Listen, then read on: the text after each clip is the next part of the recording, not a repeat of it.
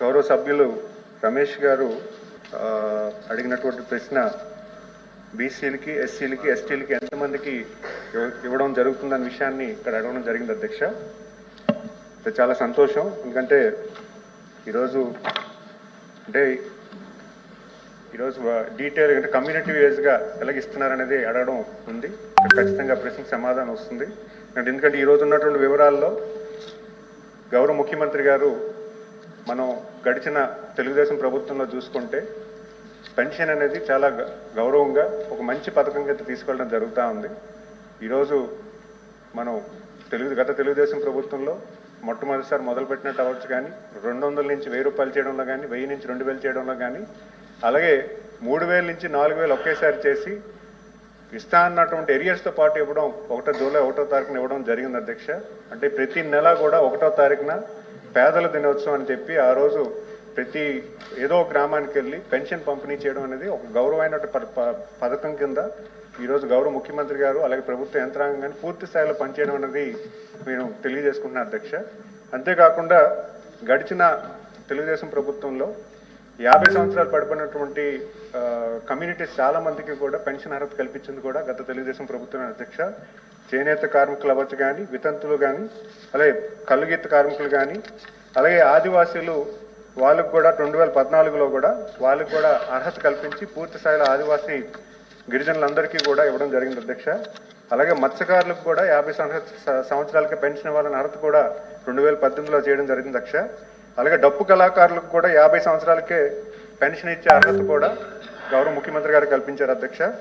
అంతేకాకుండా ఇప్పుడు సాంప్రదాయ చర్మకారులకు ఎవరైతే ఉన్నారో వాళ్ళకి 40 సంవత్సరాలకే పెన్షన్ ఇవ్వమని కూడా గత తెలుగుదేశం ప్రభుత్వంలో జరిగింది అధ్యక్ష.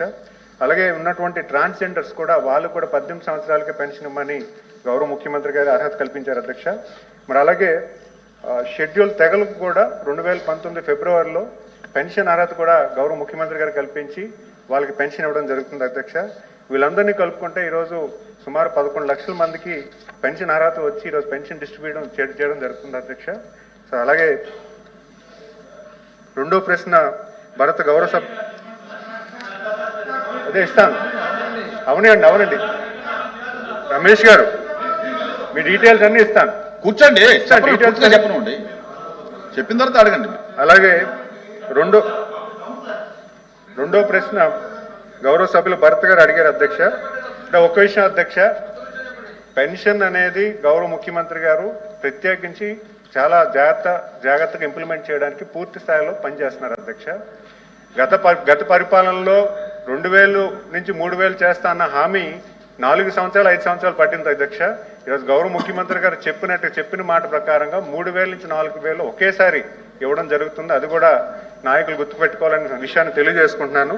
అలాగే గౌరవ సభ్యులు భరత్ గారు అడిగినట్టుగా ఈరోజు పెన్షన్ తీసామని చెప్తున్నారు అధ్యక్ష. అవన్నీ పూర్తిగా అవాస్తవం. ఈరోజు ప్రభుత్వం ఇచ్చిన 15 మాసాల్లో ఏ పెన్షన్ కూడా తొలగించడం అనేది జరగలేదు అధ్యక్ష.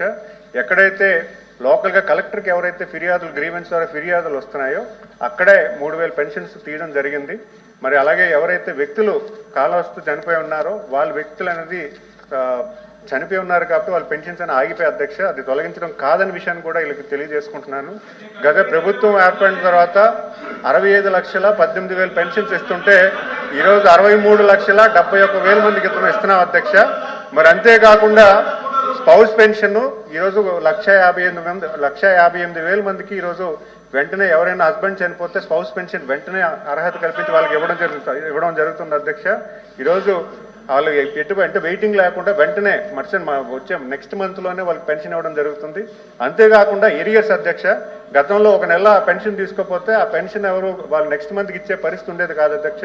ఈరోజు 3 మంత్స్ ఎరియర్ పేమెంట్తో కూడా ఈరోజు పెన్షన్ కూడా వాళ్ళకి 90% బోగస్ అని తెలియగానే గౌరవ ముఖ్యమంత్రి గారు రీవెరిఫికేషన్ ప్రాసెస్ ఇనిషియేట్ చేయడం జరిగింది. ఆ రీవెరిఫికేషన్ ప్రాసెస్లో ఉన్నటువంటి ఎవరైతే ఇనెలిజిబిలిటీ ఉన్నారో ఆ ఇనెలిజిబిలిటీ వాళ్ళకి కూడా నోటీస్ ఇవ్వడం జరిగింది.